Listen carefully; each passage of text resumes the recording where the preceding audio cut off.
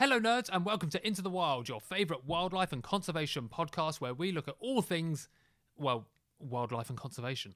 This is a podcast of curiosity where we know we don't have all the answers. Oh, that's my co-host Nadia, by the way. Hi. But it doesn't really matter because we're here to learn and crucially listen to those who are affected by and closest to the issues that we as conservationists tend to pick over from our comfy living rooms. So strap yourselves in, open up your luggles, grab a brew and join us as we geek out over nature, share our love for wildlife, rarely take ourselves seriously, all whilst learning. Oh, and we sometimes swear.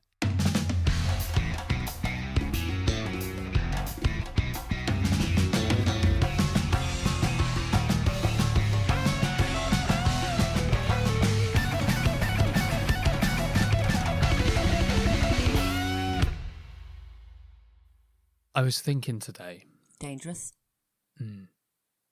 And I asked a question, and I've got a question for you. I don't know if it has an answer. Is it rhetorical? No, it's definitely not rhetorical. I'm looking for an answer. I just don't know if you have one. I was out on my walk, and I suddenly thought there was something that triggered this thought process. Gosh, I'm on tenterhooks. And I just wondered how many pigeons. When you're feeding pigeons. Yeah. How many pigeons is the number when you become that crazy pigeon person? So, how many pigeons surrounding you at that moment? Yeah, because if you're in a park, take a park near me, Waterloo Park. For example. If I'm in that park and feeding pigeons, 7 pigeons, that's just quite a wholesome moment. That's just a man feeding some pigeons. Yeah. But say if there was 80 pigeons and 2 on my shoulders, that's a different vibe. It is, yeah. But where's that sliding scale? So I think when it looks like you're wearing a cloak of pigeons. Yeah, but that could be 10 pigeons.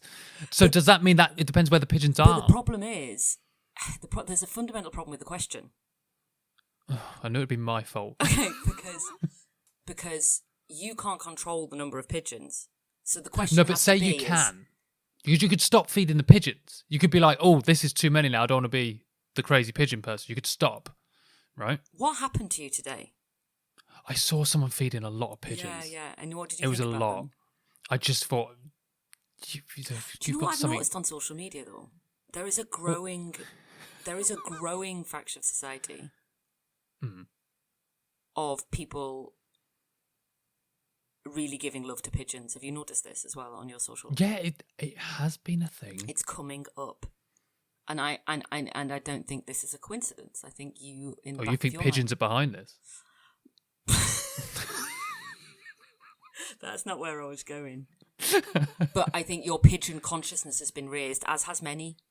Yeah, well, I think that, but she was feeding a lot of pigeons. No, she wasn't. She was feeding the pigeons, and then the pigeons decided how many wanted to coalesce around her. Yeah, but she didn't stop.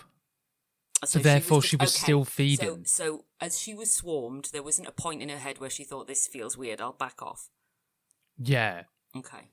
So, Which I would, if I was feeding pigeons and there was like I said, 7, and then suddenly, 100. I mean, I'm going to say if there was 20, I'd be like, this is getting out of hand. You're uncomfortable now. I'm becoming uncomfortable. Yeah, my safety like is at risk. Your safety's at risk. Yeah, it's a good provocation to start the show. Well, that filled the first 3 minutes. Oh my good lord. Anyway, should we go on to our nature hideout? Let's absolutely do that.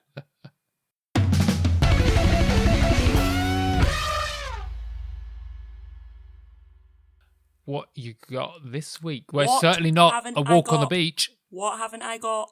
It has been the week. It has been the week. I've been out enjoying nature. It's been bright blue skies, crunchy leaves. Autumn has just been giving and giving and giving. And my friend came to visit and he had never seen a red squirrel before. And I said, come here, I'll show you a red squirrel.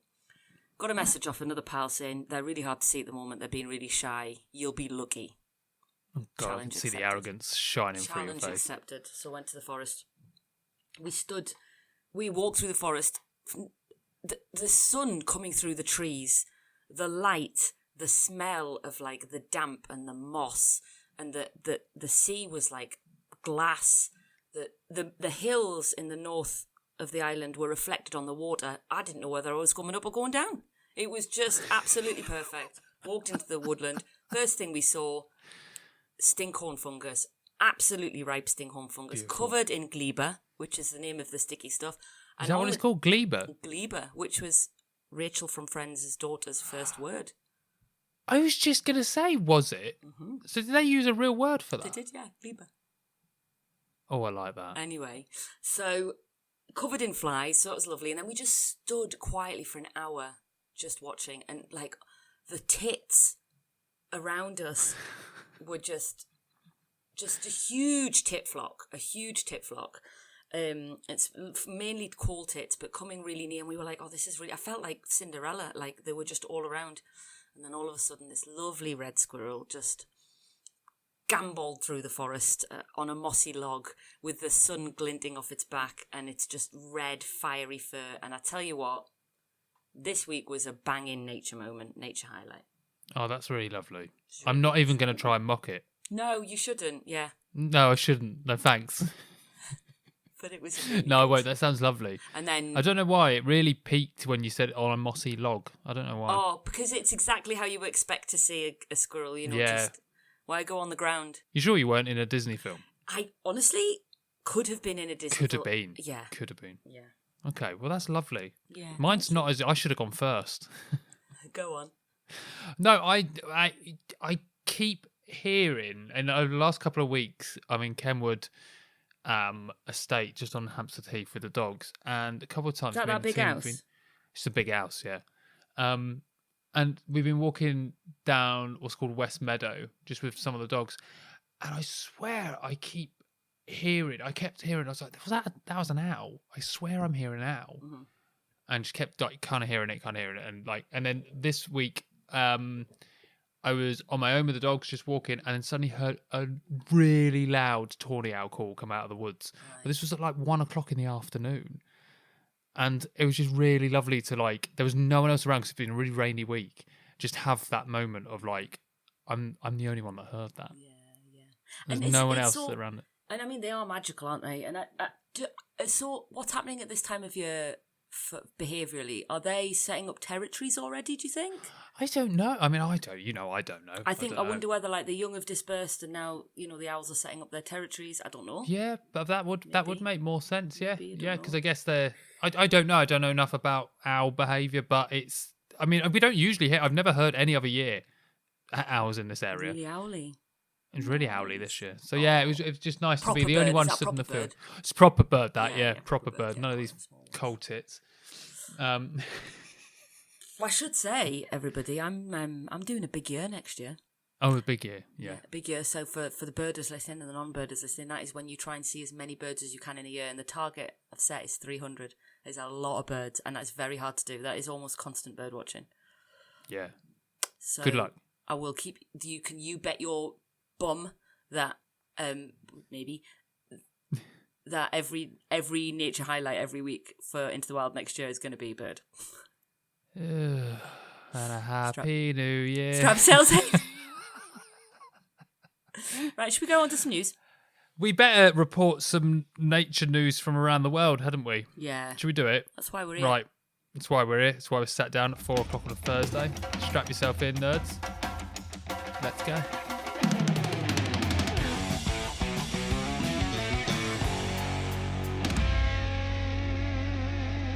Right, I'm going to start with a quick bit. Just a quick bit. Yeah, a little tidbit. That I think we could have a very quick natter about. A woman in... Archway was feeding the pigeons. The audacity of her. She was a skeleton by the end of it. Picked her dry. No, a woman got fined 150 quid for pouring some coffee down a road gully in West London. Oh, I'm over it. I'm already over it. I'm not in the mood today for this. Really? You got to let me at least finish the story. Go on. No, she lives in Kew and she's about to get on a bus. and she had some coffee left, and she was like, well, I don't want to take the... She was next to a bin, so she was like, I'll do the responsible thing, just pour it down the gully, then put it in the bin. And then she noticed some kind of local enforcement officers at the bus stop near Richmond Station chasing her, and then fined her under Section 33 of the Environmental Protection Act 1990. The council, Richmond upon Thames Council, said its officers acted professionally and objectively, and that the fine was issued within its policies. No, they didn't. No, they didn't, because what they didn't employ is common sense. I know. Well, it's coming up to Christmas. We've got to pay for those Christmas parties. That's not rage bait. Is that rage bait?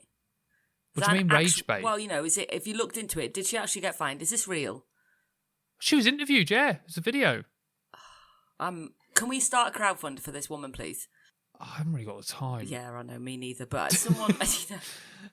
I know. Maybe she'll get online support, because a lot of people... I saw Packham share this story with Fury. I mean... because it's just the irony of it, isn't it? Someone trying to do the right thing. But it also shows that we understand that... And I'm not in any way calling this woman a polluter, but I'm saying these rules show that people are willing to fine polluters. So why are we going after woman by bus and not, Thames Water? Oh. As a question, just poison it out there. God. It's a bit shit. So I just wanted to bring that up as a bit of have a think about that when you see these stories. Maybe we know support. how to enforce certain laws, but not for others. Exactly. Anyway, so it's just a little bit annoying one. Ragey episode, isn't it? Hopefully not. No, my other one's a bit positive. Oh, great. Well, I'll tell an eggy then. You got an eggy one? Well, it's COP30 in Brazil, in Belém, in Brazil. Belém. So, yeah, COP less than a month away before COP in Brazil, and their environment agency, IBAMA, has granted Petrobras a license to explore oil in the Foz do Amazonas basin. The region is rich in marine biodiversity and home to a massive reef system of vital ecological importance for the Atlantic Ocean and for indigenous Quilombola and traditional communities that depend on coastal Amazon survival. So that's great. So this is reported. By Greenpeace, who really good news stories on Greenpeace, by the way, if you want to check and see what's going on. So yeah, they've approved drilling within a month of COP in the Amazon. So it's a really big contradiction. I mean, COP's this thing every year where it's just like, what's it doing? Is it doing anything? And the hypocrisy around it. So beyond I'm just reading directly now, beyond the contradiction between Brazil's climate discourse and the advance of a new oil frontier in the country, opening new oil wells goes against Brazil's own commitments to an energy transition and merely reinforces exclusionary, unsustainable and environmentally harmful patterns, says Greenpeace. So, yeah, I mean, oil exploration causes such a high risk. This is why it's a problem, high risk of contamination. So even just the exploration itself of spillage and chemical pollution, potentially compromising fragile ecosystems, public health, and the livelihoods of coastal communities. Never mind there's always the environmental impact directly of the action, but then the climate impact of using and burning that oil, long into the future. So yeah, if there was an oil spill, for example, it's going to cause catastrophic environmental problems there. But yeah, so Mariana Andrade, I don't know, Ocean Campaign Coordinator at Greenpeace Brazil said, on the eve of COP30, Brazil puts a green facade on the international stage, yet stains itself with oil at home. While the world looks to the Amazon for solutions to the climate crisis, we see IBAMA, which is the environmental governing body of Brazil, granting Petrobras permission to drill for oil in the very heart of the planet. I mean, let's just say, Brazil isn't the only country that isn't doing the right thing, right? They do say there, whilst we look to the Amazon for solutions, I'm assuming that they mean like Brazil and COP at this time of year. I don't know why the Amazon is the heart of all of the solutions and responsibility, but obviously just a really annoying story. It's annoying, isn't it? Because I think, again, we see ourselves in this moment where... What's changing, Ryan?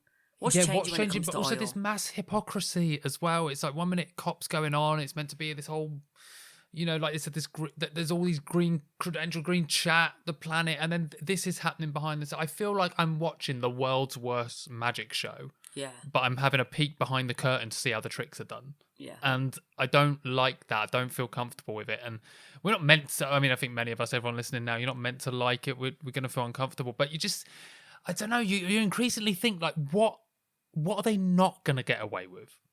What is actually going to Don't you just wish like tomorrow the oil would run out and be like, oops. Imagine.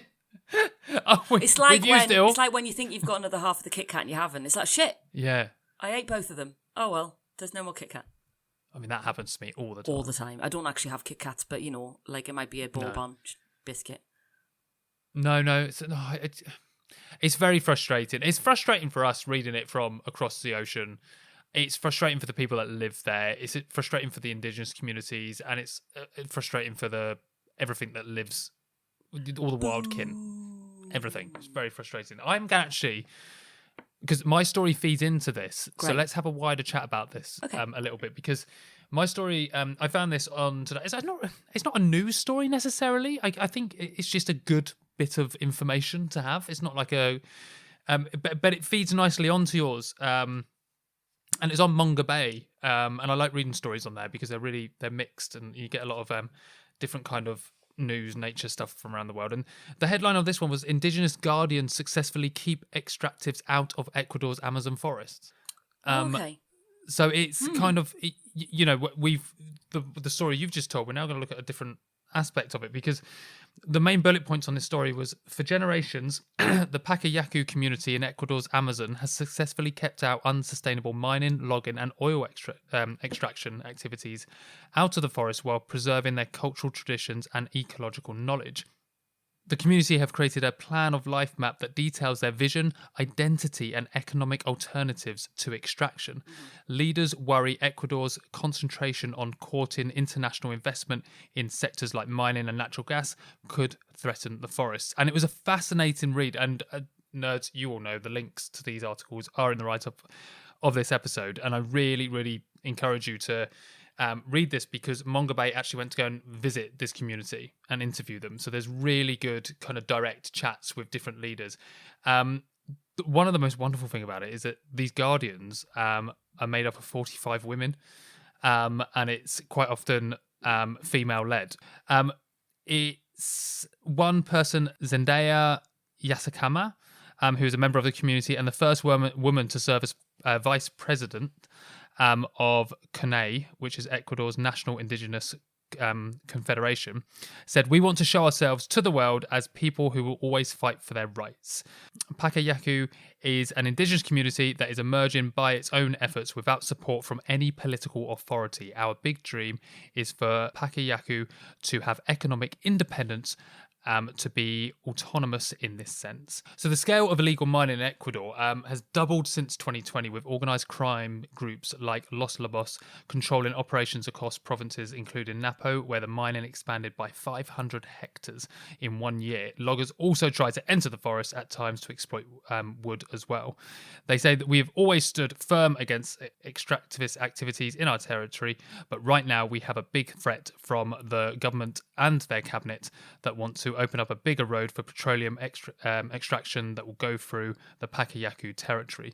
And as you read through, it's basically they're just trying to have this autonomy to say you're not coming in. And the way they do this is they have these huge spears. There's photos of them on this article, right? Huge spears that they make themselves. If someone comes in that's not meant to be there, they will take them captive until they contact the government and say, why is this person here? They shouldn't be here. Amazing. They sort out a deal and then give them back. So it's really badass, kind of. Badass. You're not coming in here and taking away. Yeah, why should you?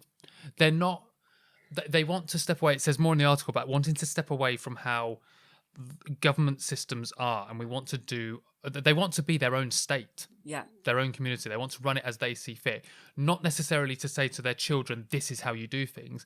They say again in there, they want their children to decide what's best for their community to go on. Mm-hmm. And it's just this beautiful, as you're reading these interviews with different members of the community, whether it's a guard or whether it's an elder in the community, you're just getting that strong sense of I don't know, community and knowledge. Yeah. And the way they're talking about the forest in this article, the way they're talking about how every evening they sit round and pass on that day's kind of stories, and they sing around the fire, and you're just like, this is incredible. And they haven't had any extraction from that area of the forest since 2000. Wow. So that's 26 years with nothing. What's the size of that area, does it say? It was 40,000 hectares, so about Nice. So 77,000 it's causing a acres. real life difference right now. Real life difference. And just put that sizing to compare it. I was trying to look up different cities in the UK. So Glasgow City is just under 20,000 hectares. Wow, okay. So you're talking over twice the size of Glasgow City. So it's a huge amount of area, and to guard that, there's always people on watch. There's always people going around to report any illegal activity, anyone coming in that shouldn't be there. It's just wonderful, and you know what? It really made me want to go. Oh God, they don't want you there, babe. It's all right. They don't want me there. No, I don't want to be need held go, captive. But I'd love to go and just like talk with them, learn from them, and hear from them about what they're doing and what it feels like to have that sense of autonomy. So to go on from your story, you know, about this extraction and taken away from the forest, there's another part of this forest where the indigenous community for a long time now, a couple of decades, have gone absolutely not, bruv. It's not happening. Managed to hold it. So it's story of solidarity and hope. I mean, there are so many stories of resistance amongst Indigenous communities, and we just don't hear them. And I guess our job is to, you know, to be given hope, but to turn that hope into something, you know, practical, and not fetishize or infantilize Indigenous communities. Just be like, okay, so they're on the front line. How do we now stop the supply chains and the demand that causes the extraction? Yeah. You know, whether it's technology that we buy, crap that we're buying, you know, voting with our purse, voting with the kind of conversations that we have when we're in company, and also our own practice. I think we've got, a way of having respect and responding to this is considering what is our practice. You know, you just said then people get together at the end of the day and talk about the day. Well, we can be doing that. You know, we can start building those spiritual, deep, meaningful relationships with our land here. So it becomes a vital part of our community building and discourse. So we might learn from Indigenous communities around actually standing up and going, no, absolutely not. You know, you're not coming in here, you're not destroying this, or. Yeah, absolutely. And like you said, it's not about romanticizing, but I think there's so much to learn from community living like this, and so much to kind of value as well. Like you said, like just hearing that way, that connective way of life.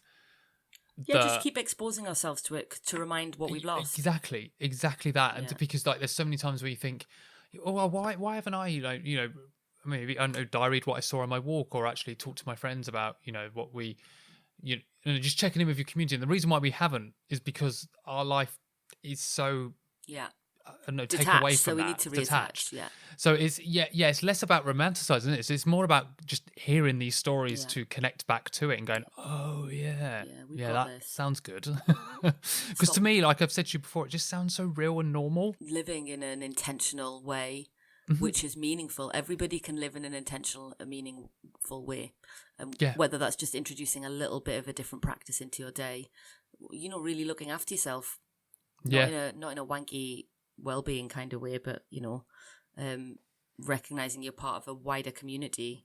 And even if you don't like your community, like we got to start somewhere. Chat to your neighbour. The chances are you have more in common than not. Like, do you know what I mean? Because you're a human being at the end of the day. You need food, water, shelter, like anyone. So the basis of what you are, you're going to share with your neighbour. So I just think,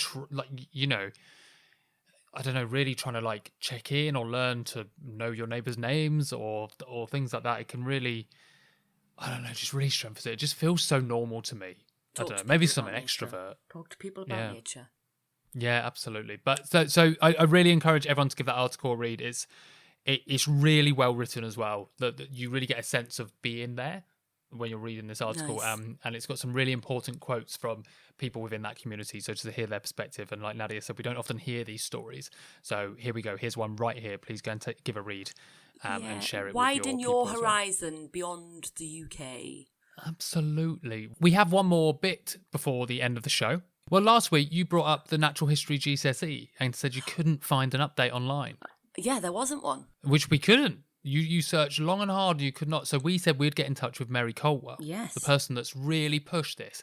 And I did. Lovely. And this is what Mary had to say. Oh, thanks, Mary.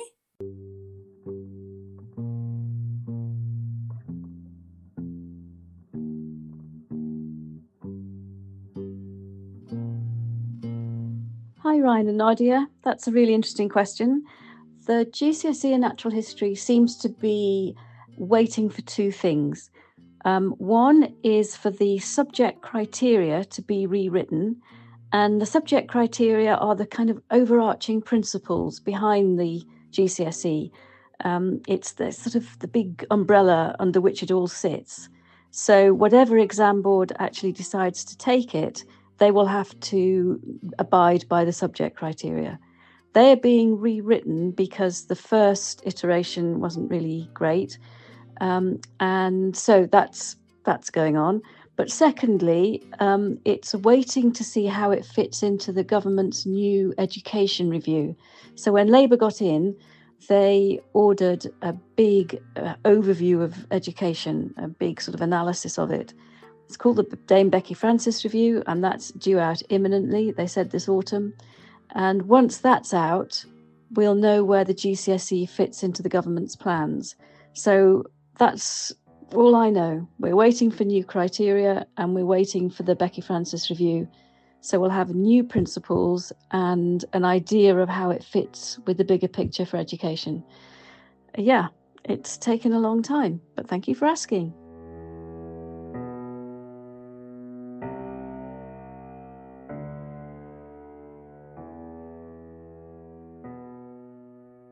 Well, there you go. There you go. So it's a bit frustrating. It's a bit laggy, isn't it? I'm my read of that 5 years. I mean, yeah, I know you really want to do the really test. You want to put me through it. Yeah. But, we might have to be waiting a little while for that.